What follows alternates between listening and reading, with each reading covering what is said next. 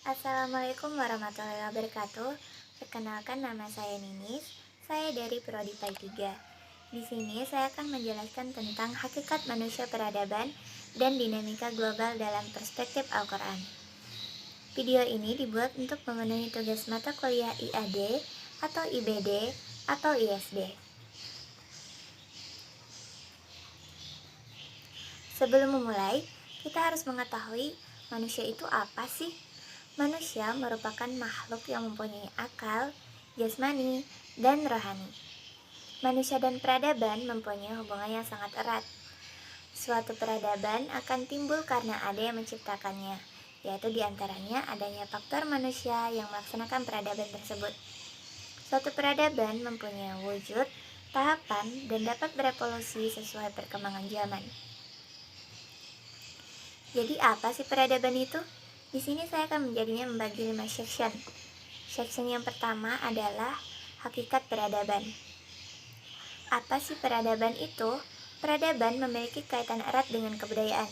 Kebudayaan pada hakikatnya adalah hasil cipta, rasa, dan karsa manusia dalam memenuhi hidupnya. Sedangkan kebudayaan berasal dari kata culture.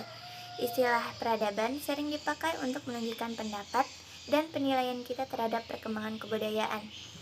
Peradaban berasal dari kata adab yang dapat diartikan sopan, berbudi pekerti luhur, mulia, berakhlak, yang semuanya menunjukkan pada sifat tinggi dan mulia.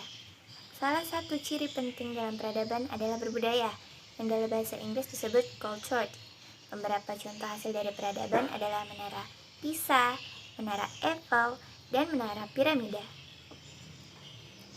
Yang kedua, manusia sebagai makhluk beradab dan masyarakat beradab. Manusia beradab itu seperti apa sih?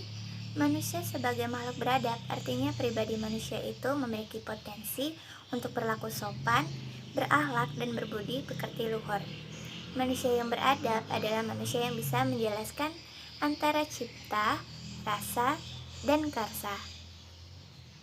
Konsep masyarakat beradab berasal dari konsep civil society, dari asal kata society civilik. Istilah masyarakat adab dikenal dengan kata lain masyarakat sipil, masyarakat warga, dan lain-lain. Jadi gimana sih penjelasan civil society secara detail? Civil society diterjemah dengan istilah masyarakat sipil.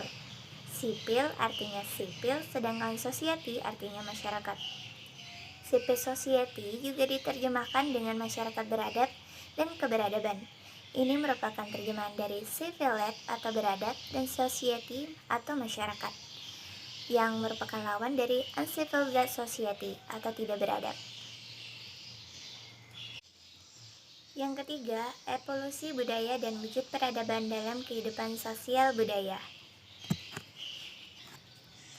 Gimana sih evolusi kebudayaan dan wujud peradaban itu?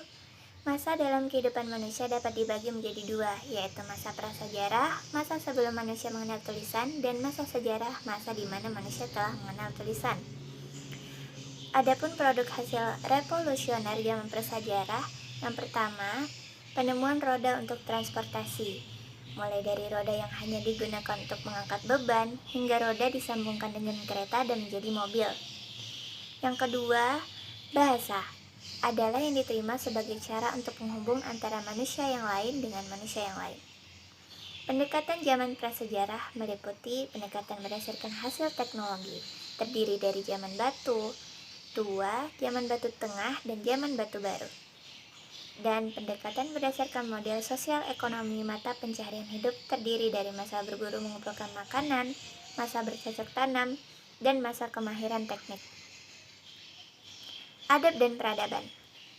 Istilah peradaban dalam bahasa Inggris disebut civilization. Istilah peradaban sering dipakai untuk menunjukkan pendapat dan penilaian kita terhadap perkembangan kebudayaan.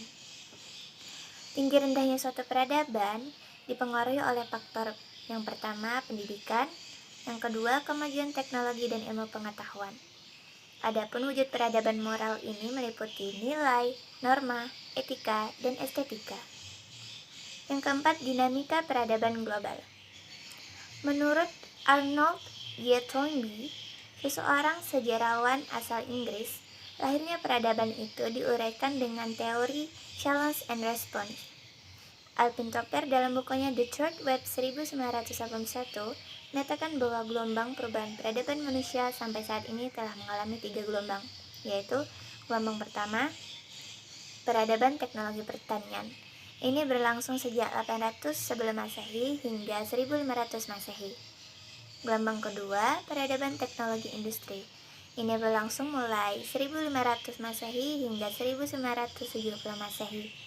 Dan gelombang ketiga, peradaban informasi yang berlangsung sejak 1970 Masehi hingga sekarang.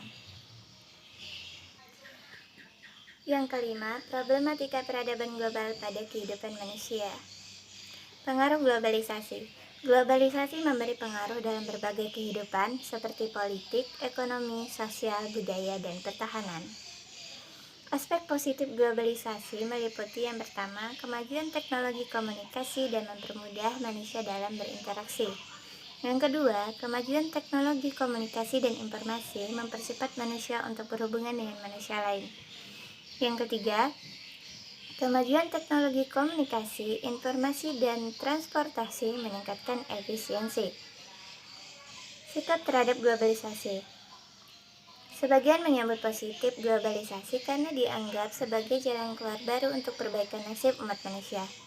Dan sebagian masyarakat yang kritis menolak globalisasi karena dianggap sebagai bentuk baru penjajahan, baik di bidang politik maupun ekonomi. Dan sebagian yang lain tetap menerima globalisasi sebagai sebuah keniscayaan akibat perkembangan teknologi informasi dan transportasi, tetapi tetap kritis. Mungkin sekian yang bisa dapat saya sampaikan. Kurang lebihnya mohon maaf. Saya akhiri. Wassalamualaikum warahmatullahi wabarakatuh.